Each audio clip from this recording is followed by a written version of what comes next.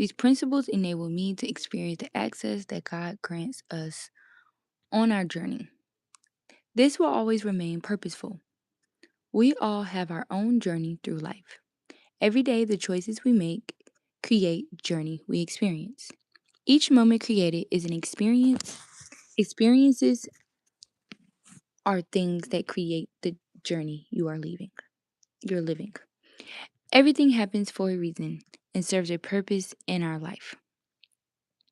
You go to life learning lessons from mistakes, gaining endurance, wisdom, and insight.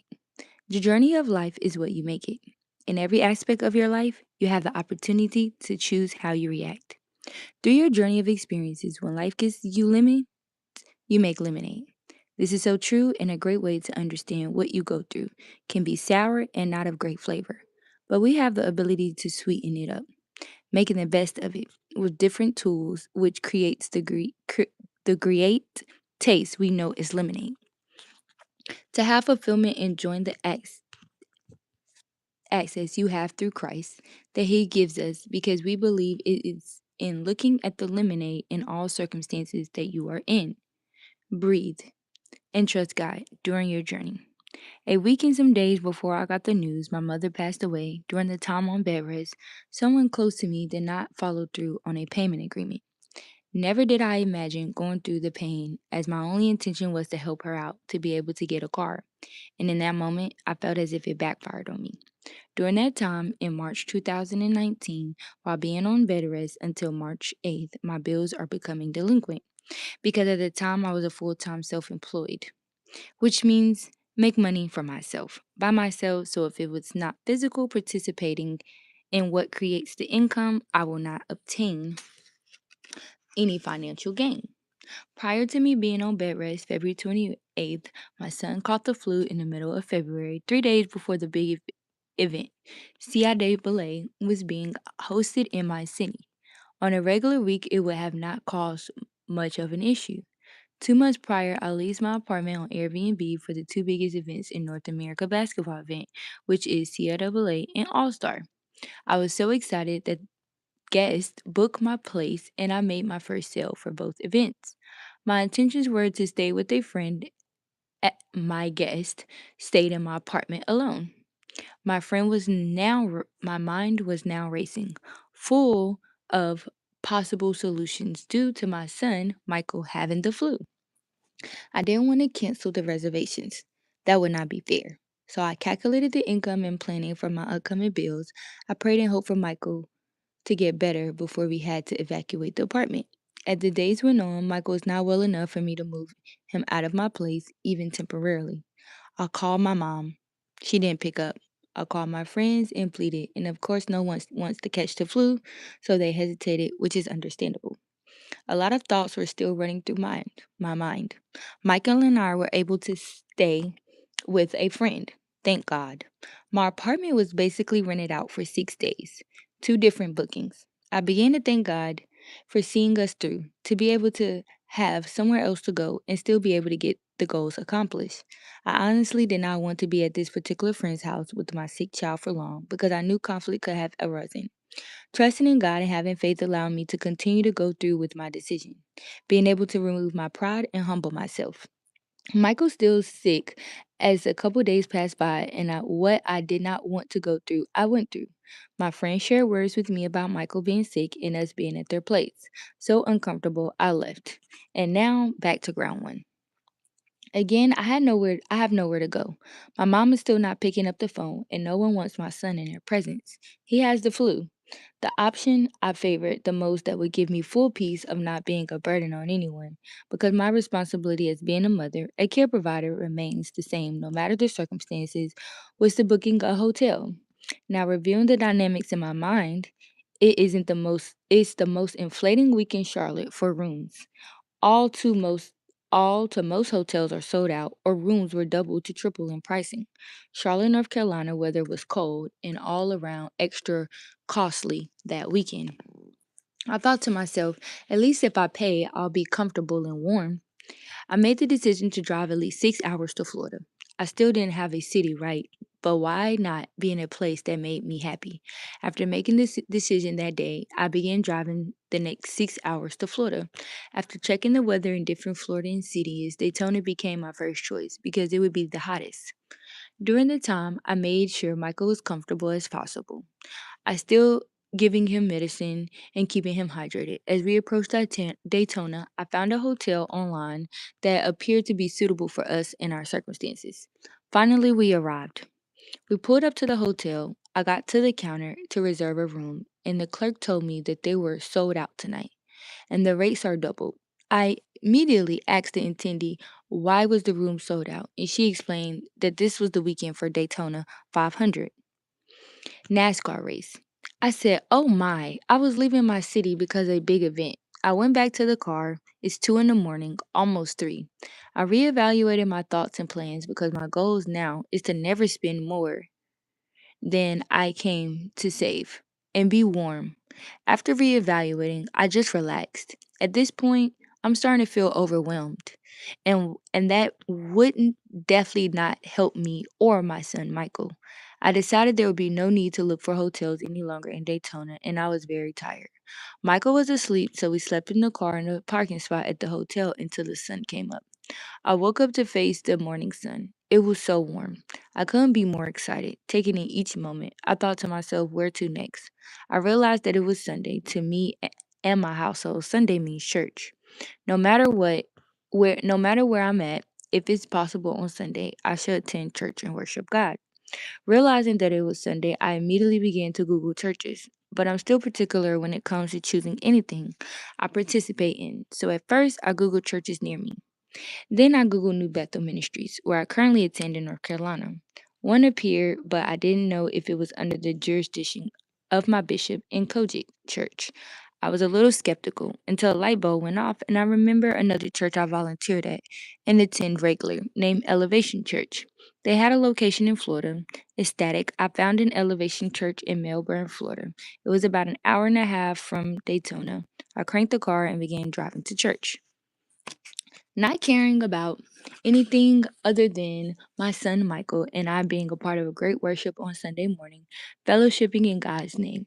We pulled into the parking lot where we were greeted in a way as if we're at home in Charlotte. We experienced the love from the volunteers and staff. They told us where to go and what to do. Michael still wasn't feeling well. I had a phenomenal time listening to the word of God placed into Pastor Steve's heart to deliver to us. While I was in church, nothing but the grace and favor that God was on my mind. I was so thankful to have the transportation to be able to jump and go. I was thankful that my son was still here. I was thankful for him making a way for us now, then, and in the present. I was thankful for safe travels he carried us through. I was thankful for healing, peace, and restoration. No problem that I could have ever experienced mattered at that moment. To me, as long as my son was breathing, life was great. When church let out, I was back in the car, never have been in Melbourne, Florida before. I GPSed the nearest Walmart to get Michael something to eat, medicine, snacks, and juice to help Michael get better. After leaving Walmart, still not having found a hotel for the day, I got Michael a bag situated in the car.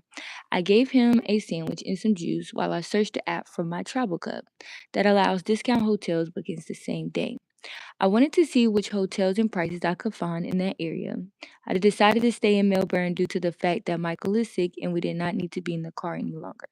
I found a hotel not too far from Walmart and I looked through the booking application. Once it was booked, we drove about 10 miles until we arrived at the hotel. Pulling into the hotel, the outside was not what I have normally settled for, but during the season of spiritual growth, I remained humble, arriving at the front desk. I gave my reservation number to the clerk. I was very surprised about his customer service and the way he handled his guests before me.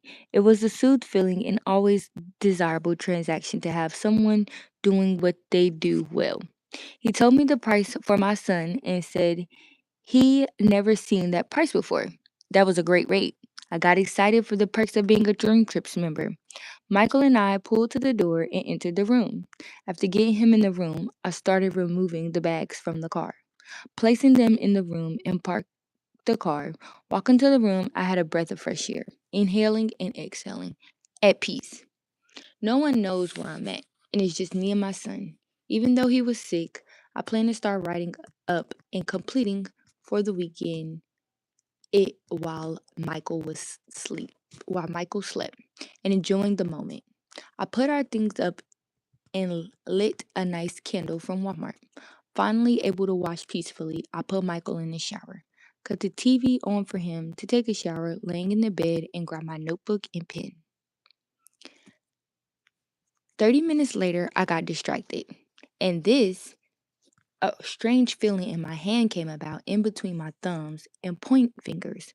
I no longer was writing a book. I told myself I'll wake up and do it because I'm tired. I knew in my head that that was not the best idea.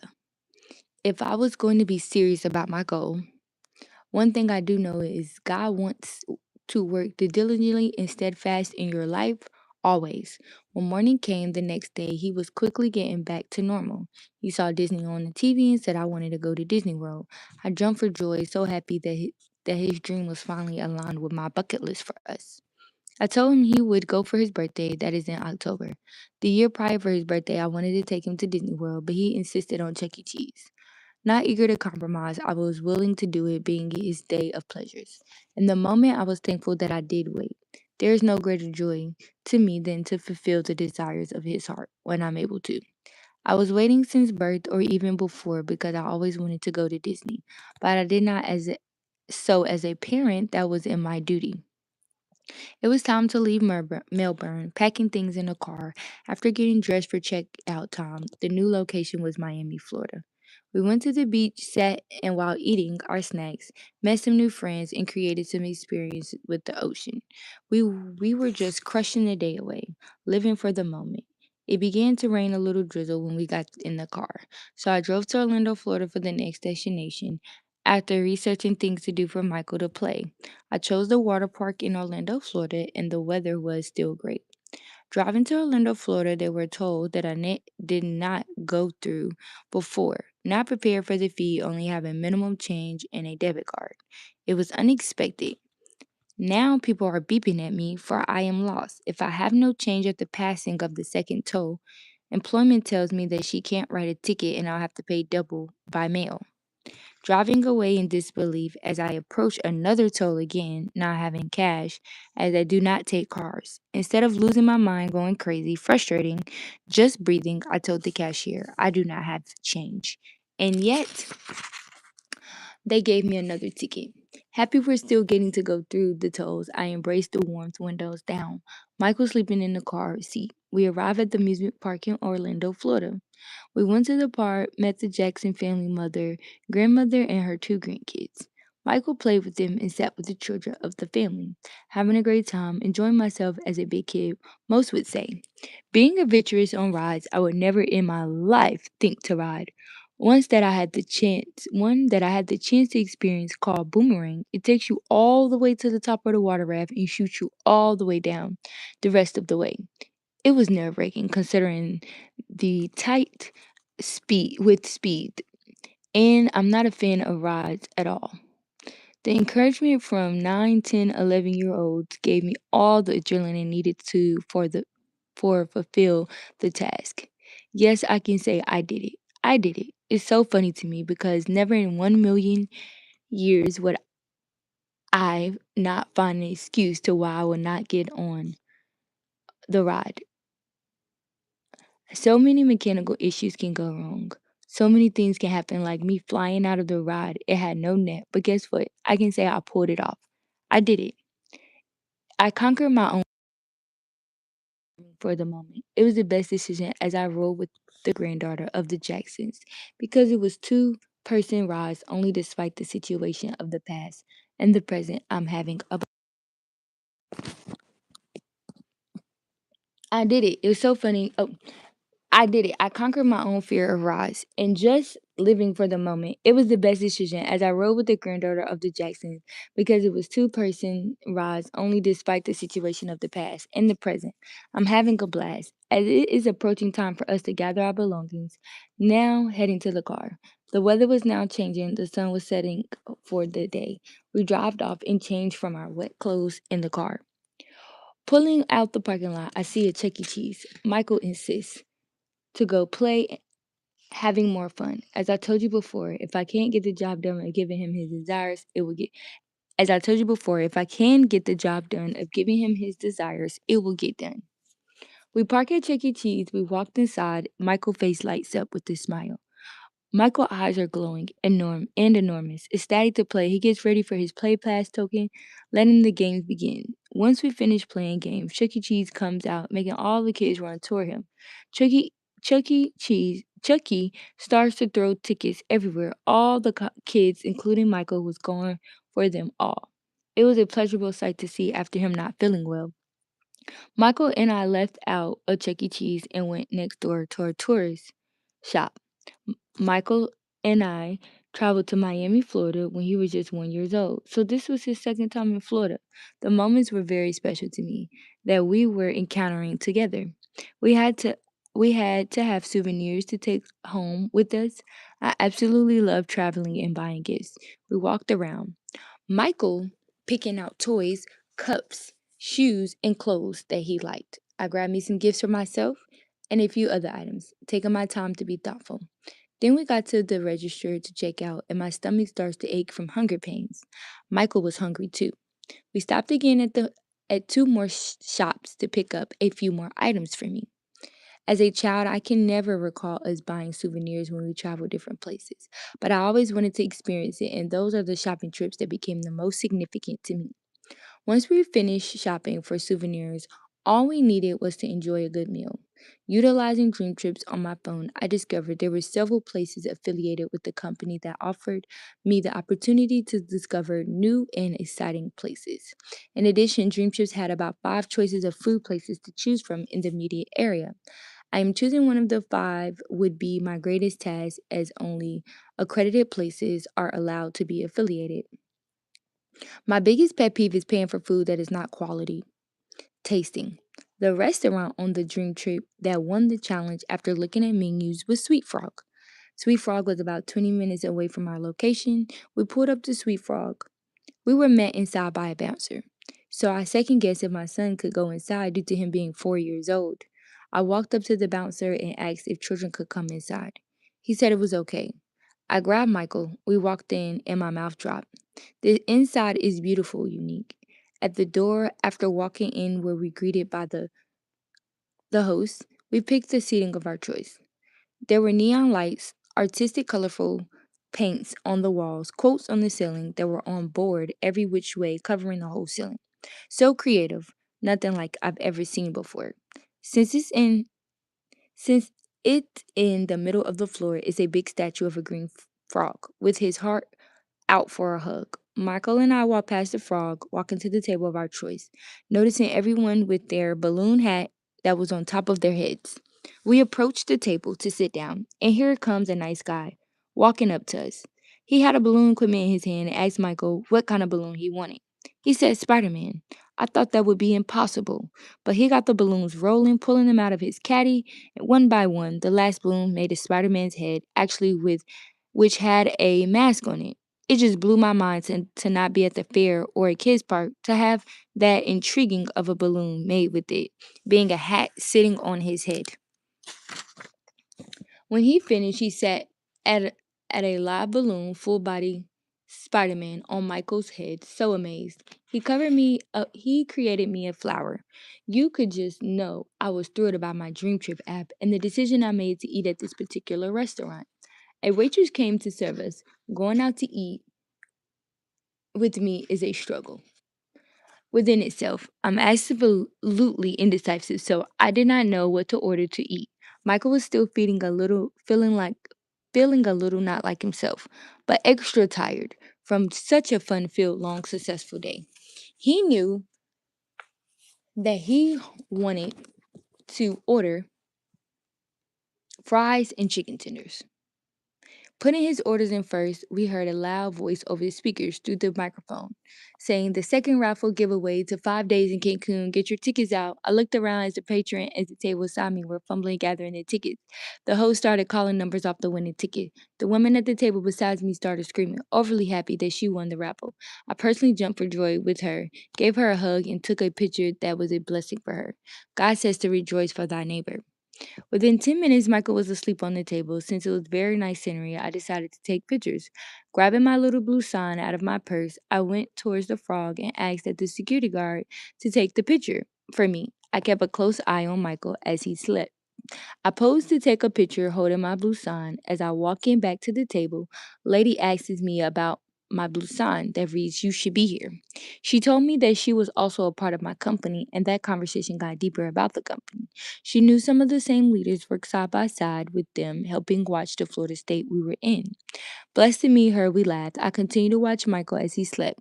I took a picture with her as she said a special greeting through a video we did to our friends that she had not seen or heard from in a long time. The food has arrived. Michael began to eat when his food. While he was eating, my food had not arrived yet. I was just looking around, noticing some more extravagant scenery. I began to take more pictures and asked the officers to take one of me with just the ceiling goals, directly in front of the table we were sitting at.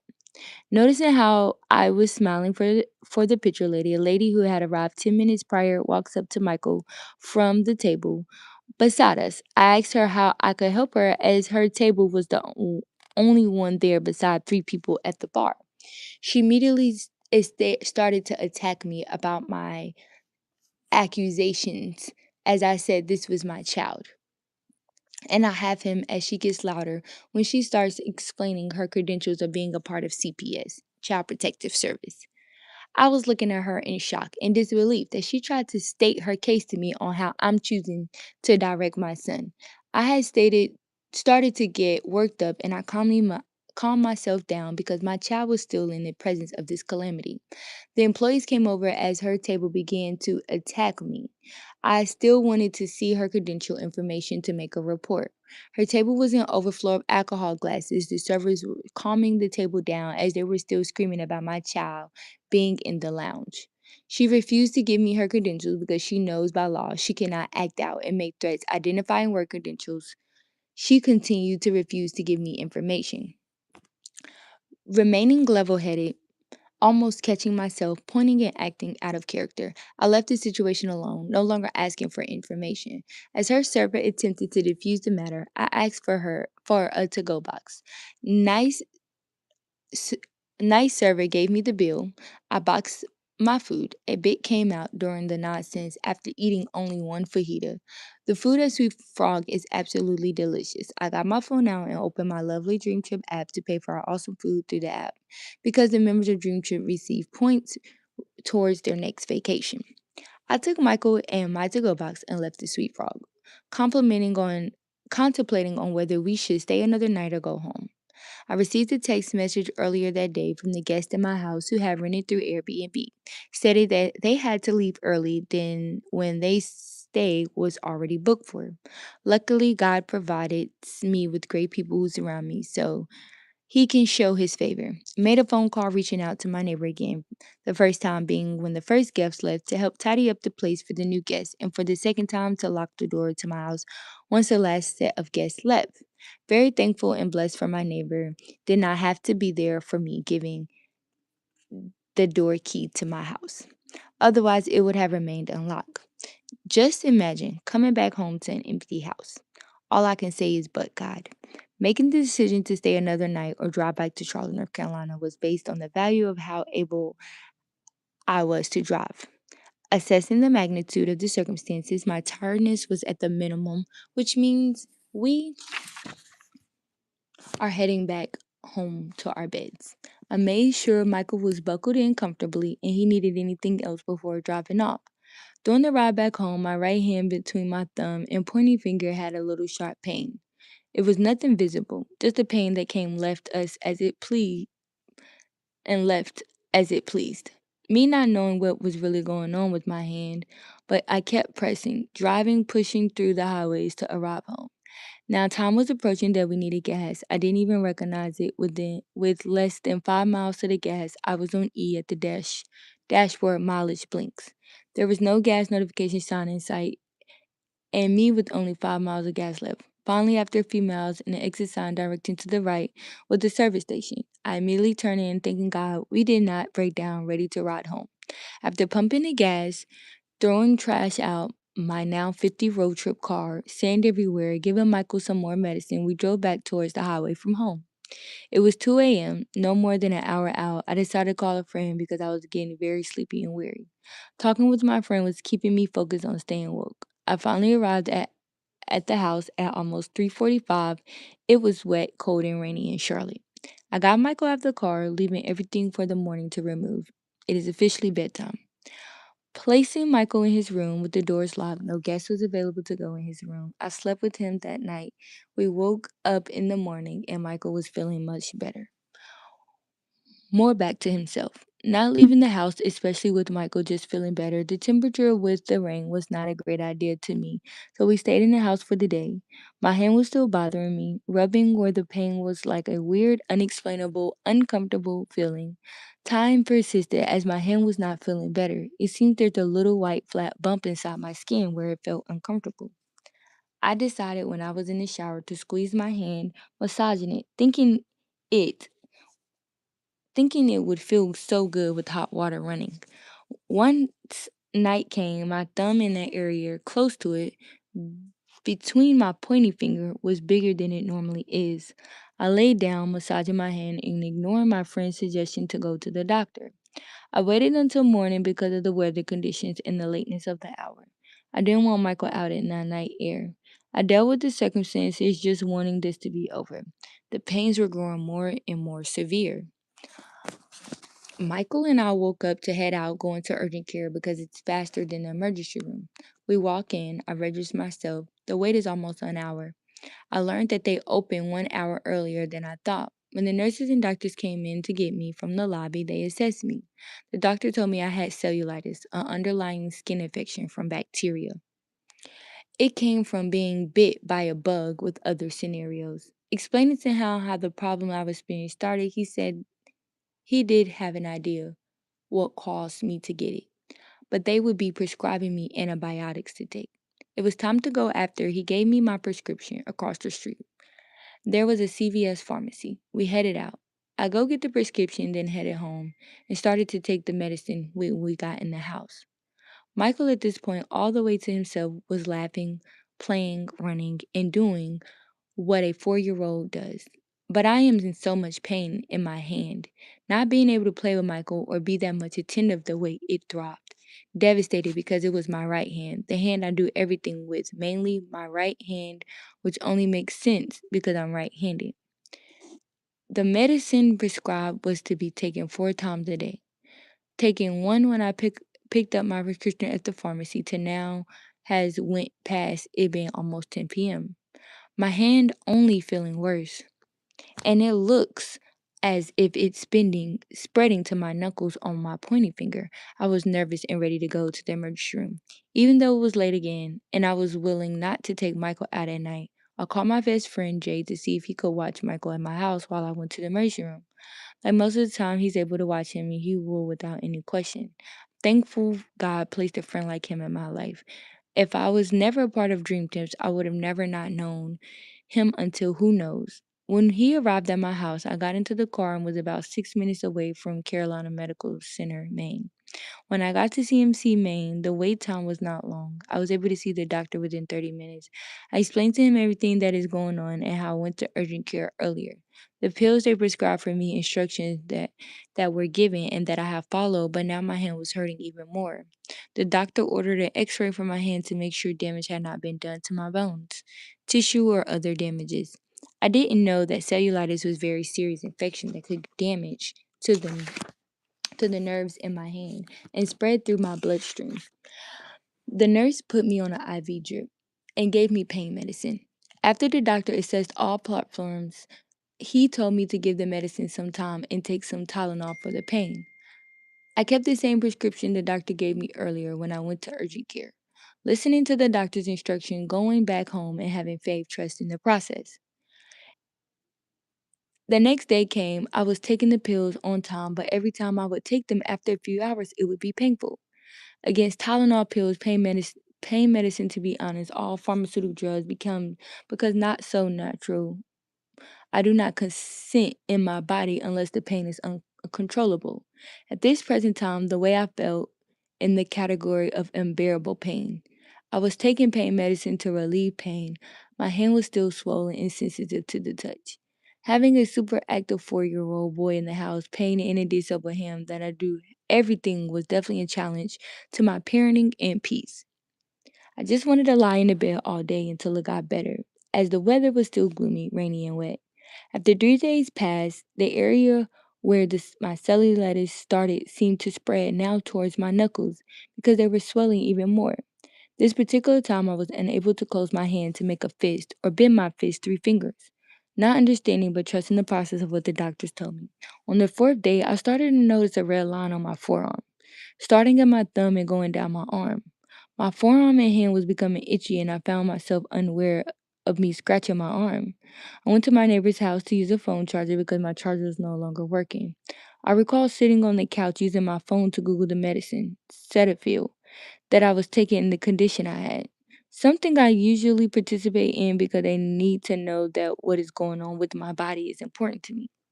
And particularly when reading the symptoms of the medicine I was taking, it said if your allergic reactions such as it said if you have allergic reactions such as itchiness, redness, etc. I got my phone and my neighbor gave me his charger. Now to have I was having allergic reaction to the medication. I thought, how can this be? With me never having been allergic to anything in 23 years of my life. I grabbed Michael and rushed to a different emergency room facility on the other side of town, CMC University, thinking this entire time how I was most likely sabotaging myself not getting better. When we arrived inside, then the wait time was short, at less than 40 minutes. When I was booked into the room, the nurse came in and explained to her my symptoms, what I was enduring, for how long, and the third time in the ER, not getting better with my diagnosis of the allergic reaction. The doctor came and assessed the problem and agreed with my original theory of being allergic to the medicine. They hooked up to my IV drip with the antibiotics as well as put me on steroids to reduce swelling and gave me Tylenol for pain.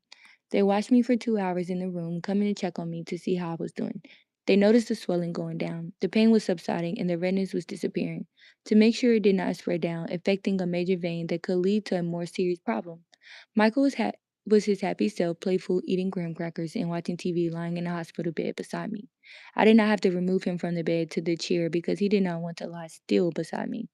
I was happy that he was his normal self. I embraced the moment instead of being frustrated. It was such a blessing to see him dancing and being silly. I felt so much better after the antibiotics were finished. My hand actually decreased in size due to all the medications. When the doctor came back in to review results before discharging me, she did come to the determination of me having an allergic reaction to the medicine. At that moment, at 23 years old, I had found my first allergy. As a child to teen mom, kept me in good health with good foods and exercise. As a child to teen, my mom kept me in good health with good food and exercise. She never wanted certain health issues we suffer from as a family to affect me and my brother. I was never sick or had any bites outside of mosquitoes growing up. My first time ever experienced a serious issue was 18. When I was at my mom's house staying between houses, I caught scabies. Never having any health problems led to me be disgusted in disbelief. My hand was my next tragic experience, unknowingly appearing in my journey of life. Finally, the next couple of days, my hand got better. My skin on my hand was peeling from where the start of the cellulitis began. Now, this was Friday that I left the ER for my cellulitis. No more than 4 days later, I was in the emergency room for detached retina. Then, from surgery to bed rest for a week and one more steroid medication. All I can say is, but God. Things could have been worse. I know God makes no mistake. Again, hear me clearly. God makes no mistake. Every part of your journey as you are choosing to walk with Christ is no mistake. If you are at a place in your life where questions arise, questioning your life, even when things are saying that they are not so appealing, hold on to God's word so you can continue experiencing great access. Lean not to your own understanding, but trust God and understanding.